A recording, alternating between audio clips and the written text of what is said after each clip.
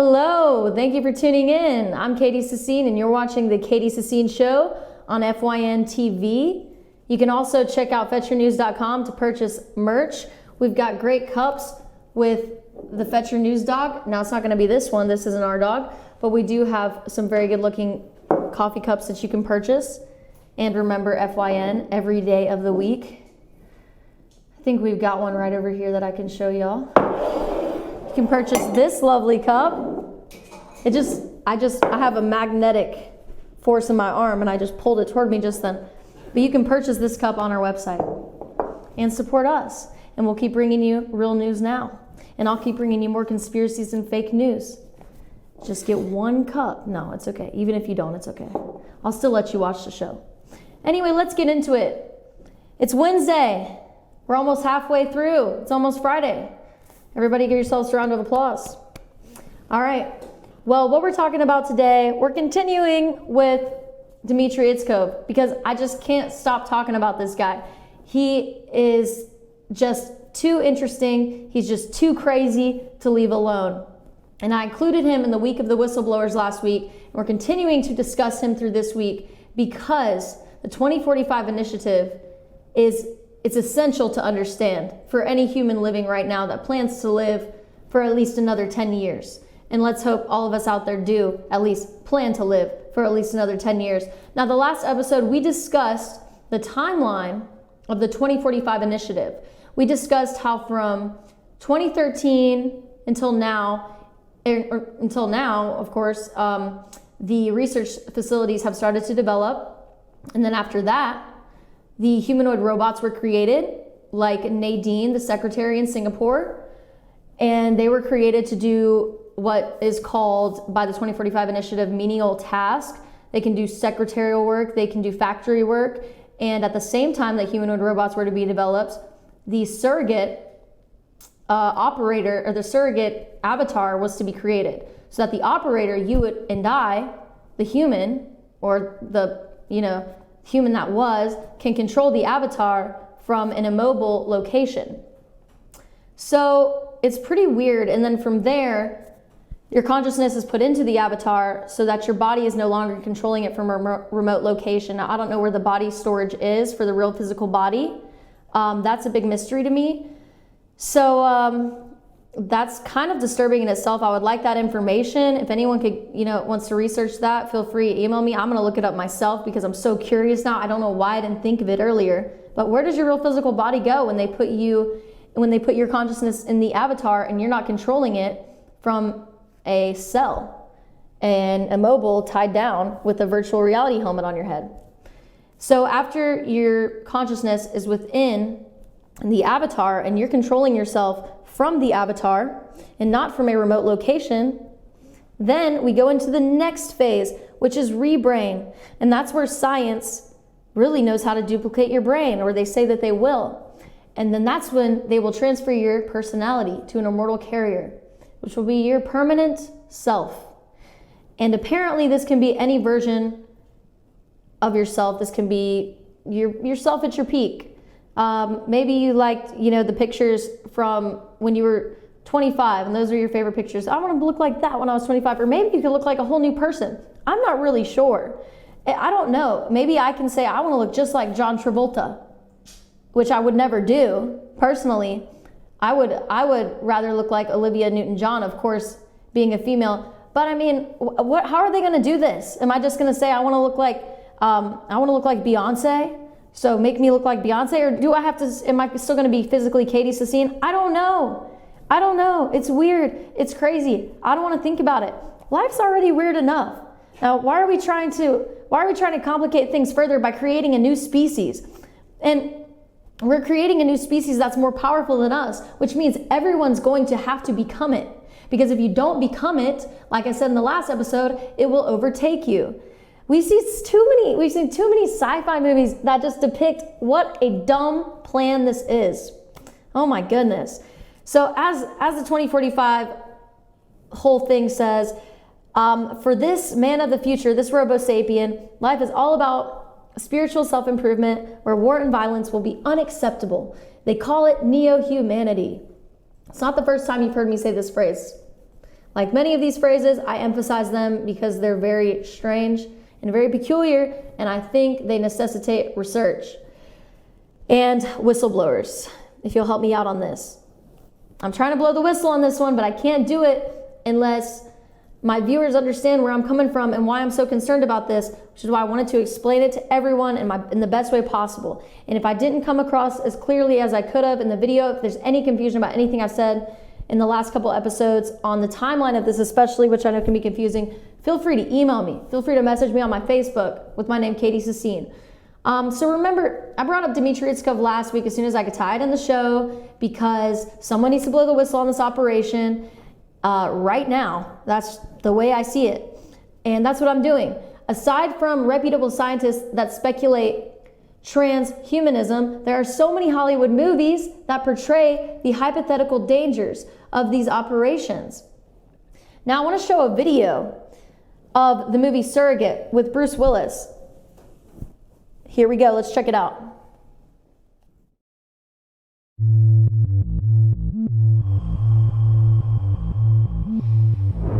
Imagine a world where you can be anyone, go anywhere, do anything. Robotic human surrogates combine the durability of a machine with the grace and beauty of the human body. With most people living their lives through their surrogate selves, our world has become a safer place. Take a seat in your STEM chair, and just with the power of your mind,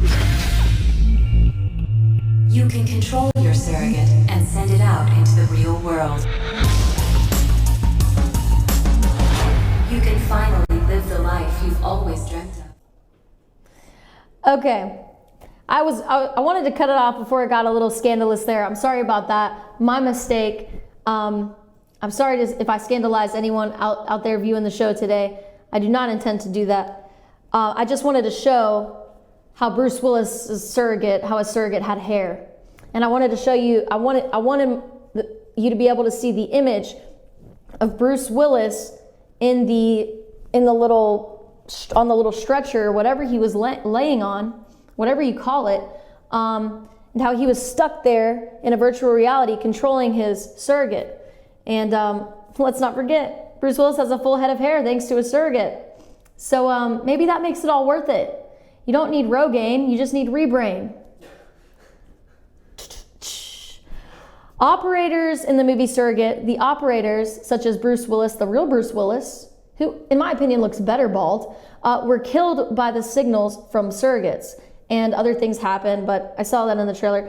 And the people's bodies lie restrained and immobile, living through their surrogate selves.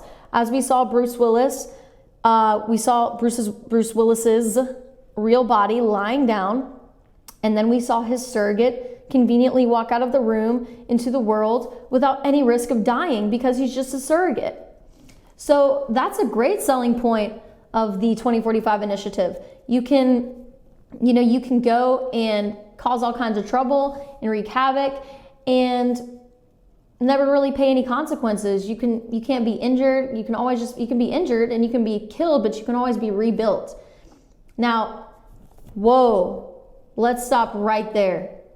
You can get killed and you can be injured and then you can just be miraculously fixed.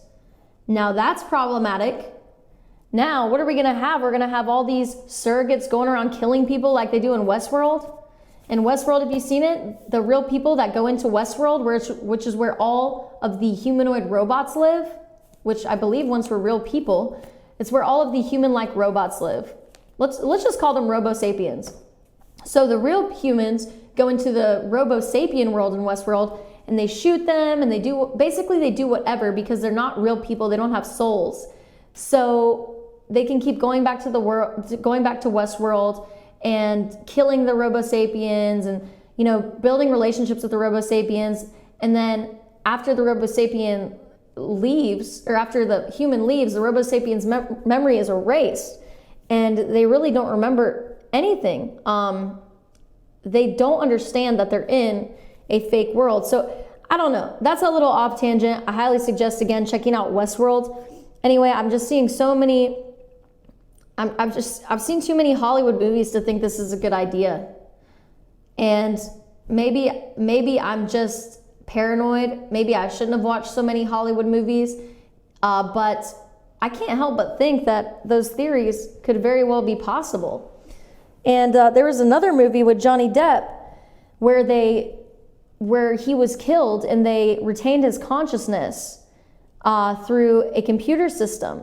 And what happened was his soul had gone somewhere else because his energy of his soul immediately left his body when he died. But they were able to bring back alive, quote unquote, his consciousness without his soul. So he was this all-powerful, computerized system who had memories of himself as a human but had no soul. And he wanted to destruct the world because he just had no logical understanding of the world as we know it. He had lost all of his humanity because his soul had already left his body when he died, and all that remained was a consciousness and memories that he couldn't feel and therefore couldn't understand. Now, we've talked about this for a while, and I don't want to continue beating a dead horse. We know all about Dmitry Itskov by now. We know that Dmitry Itskov likes to play God, and he's really excited about his plan moving forward, and he thinks this is going to be a new era for humanity. I just don't see it. I think it's going to be disastrous. I think if anything, it's part of the New World Order, and it's going to be a way to control people. It's going to be the answer to population control. It's going to be the answer to control, basically, for the government. This is not a service to you or me. Becoming a robo-sapien, don't be fooled. The 2045 initiative is a sales pitch. First, you're going to have to be like Bruce Willis in the movie Surrogate, controlling an avatar from an immobile body. Then something happens to your body, and then you're going to be in the avatar, apparently. And then you're going to have your immortal carrier. That looks like God knows what. Anyway, I want to thank you for tuning in. We'll be back very shortly. Remember, this is the Katy Sissine Show at FYNTV.com.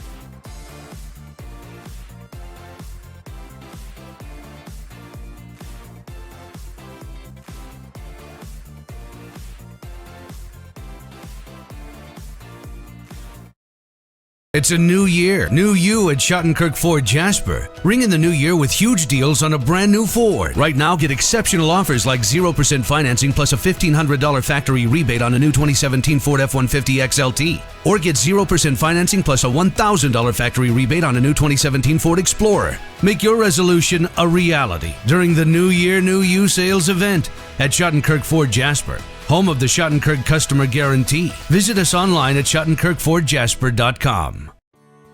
North Georgia Diamond is your source for diamonds. Come on in to view the area's largest selection of fine jewelry at North Georgia Diamond.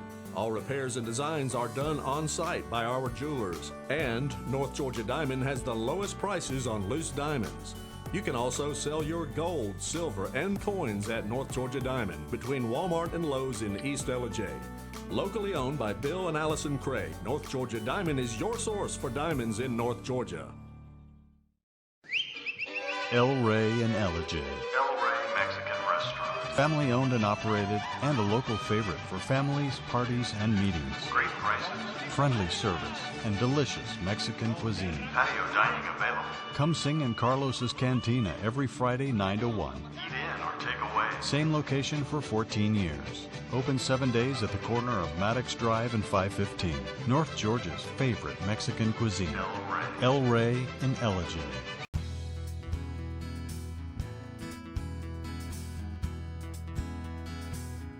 Hello, my name is Chad Watkins. I'm the manager at Larry's Body Shop. We are a family-owned and operated business and have been serving the North Georgia area since 1978. We are located at 1216 Progress Road in LOJ, Georgia. Our shop specializes in collision repair and we work with all major insurance companies. Larry's Body Shop is ICAR Gold, the highest role of training recognized by the collision repair industry. It is estimated that only 10% of collision shops meet these standards.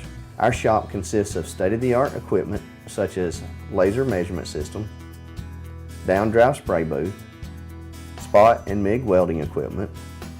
All of our paints are mixed on site so that we can guarantee your paint to match every time.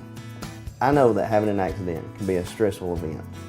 We take pride in making sure our customers are satisfied with the repair of their vehicles. Our waiting area is clean and comfortable with free Wi-Fi and refreshing beverages. So if you're in an accident, stop by and see us at Larry's Body Shop.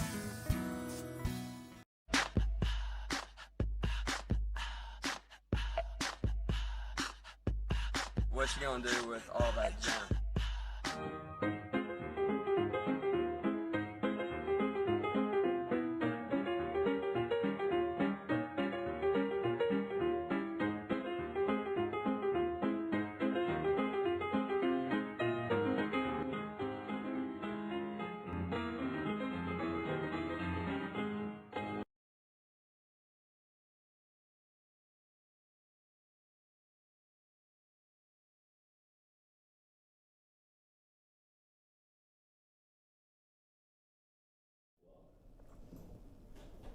Hello, welcome back to the Katy Sissine Show. Good morning, it's Wednesday.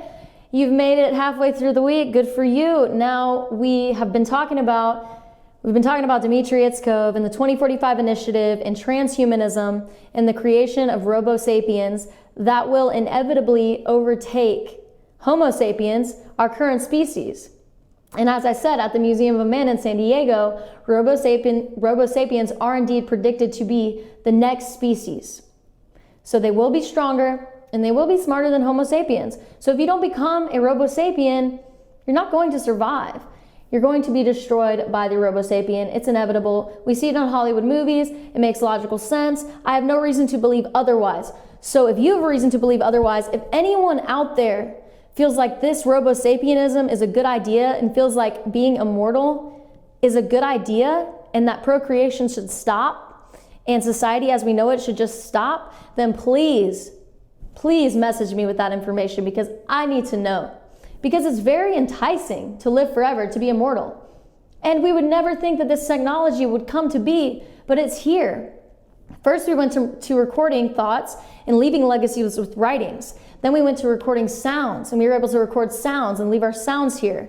Then we were able to record videos and videotape people. And even though Robin Williams died tragically, I can still watch a Robin Williams movie. I can still watch a Robin Williams interview and it's like he's here. But now we're keeping our physical person on this earth forever. And maybe we can even bring people back. I don't know. I don't know all the details. Anyway, right now we're getting into part 2 of the episode of Wednesday and we're going to be talking about Army veteran and the modular prosthetic. Well, we heard about a recent Army veteran who got a modular prosthetic limb, but he wasn't the first person to do it. This is a form of physical attachment to technology, but this is a form of attachment to technology and a method in which we are using it to our advantage. It's not going to be overtaking us because we are in control of it. Our mind is controlling it from our real physical body. We're not out as a surrogate and our physical body is not trapped in an enclosed position, as I showed in part 1 of the episode from the movie Surrogate, where we saw Bruce Willis, a surrogate with a full head of hair, which honestly looks weird on Bruce Willis, leave his body. I'm not gonna lie, Bruce Willis does not look good with hair. Anyway, that's beside the point. So in a setting where our brain controls it and our mind remains conscious of our physical natural body, that's safe. In the case of prosthetic limbs, modular prosthetic limbs that are mind controlled, it's safe. Robo-sapienism is not safe. So Johnny Matheny was the first recipient of the modular prosthetic limb in 2008. He was diagnosed with cancer and it was going to rapidly spread from his left forearm all throughout his body. Thankfully, they found it in time to cut off his limb. So Johnny was the first person to attach a mind-controlled limb, prosthetic limb, directly, or get attached. I mean, he didn't do it. That'd probably be a lot of pain. I'm sure they put him out for it. But directly to his skeleton.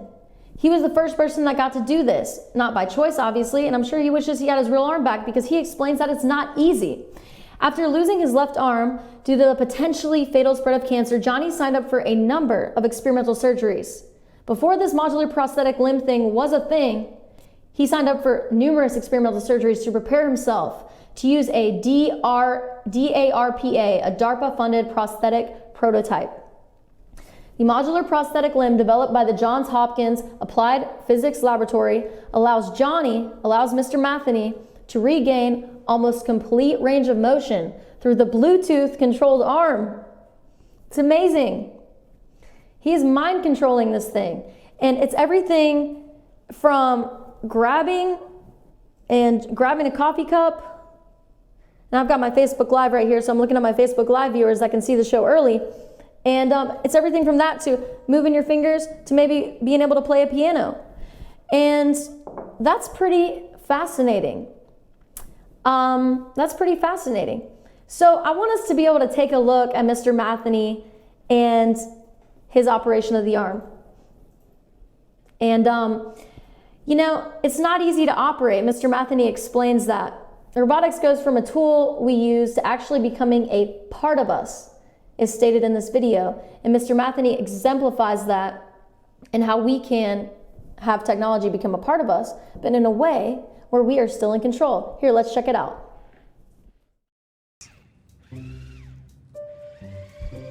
Elbow flexion, ready, and go. Hand open, and go. Wrist rotate in, and go. Ready, and go, and go, and go.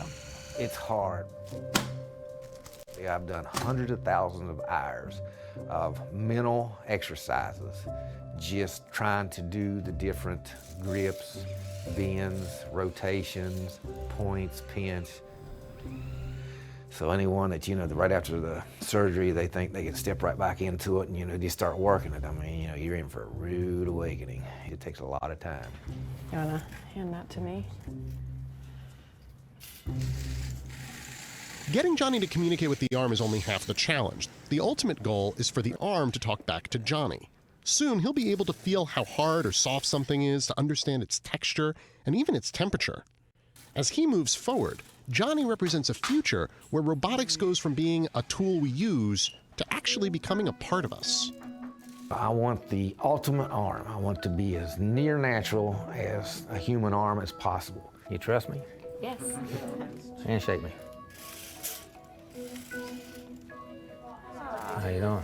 Good. Good to meet you. I'm like the Model T of cars, or I'm the... So as we can see from the video, it's not easy to operate one of these modular prosthetic limbs. And Johnny Matheny said himself, he's practiced countless hours doing this. And he says if someone thinks they can just get a prosthetic arm and be able to operate it, well, they're sorely mistaken, and they're in for a rude awakening because it takes a lot of work. And I really enjoy seeing Johnny Matheny with his prosthetic arm and being able to operate an arm. He explained at the beginning of the video how he had his arm, after he got it taken off from surgery, hanging out of the car window, and he would get pulled over by police questioning him about his arm, as if they had a right to do so, but they were just curious. And now Johnny doesn't have to worry about that anymore. Now he can live like he's got two arms. And I'm sure by now, as this video is in 2008, I'm sure by now he's got full control of this modular prosthetic limb. I'll have to check up on him. So I think it's very important that we utilize technology to our advantage. And if we develop a species that is stronger than the human race that we know, Homo sapiens, then we're essentially committing genocide against our own species. And why would we do that? Everything that we know and that we love is related to ourselves and people who are human. How are we doing on timing right now? I know we went through a video. We got about 5 left in the episode today. So it's a nice time to have a little come to Jesus meeting. I mean, if you really support this and you really believe that there is no soul and that you're just a consciousness in a body, then this works for you. And you will be forever young, and you'll be able to do whatever you want. You'll probably be able to fly. You'll probably be able to do this and do that. And you'll be able to go skydiving, and you'll be able to do whatever you want and go to fantasy lands and go travel to Tokyo in, a minute's time. I don't know. You can be anywhere at any time. I don't know. It says that the possibilities are limitless. So I don't know. I don't really know what that means. This is all very, very strange to me.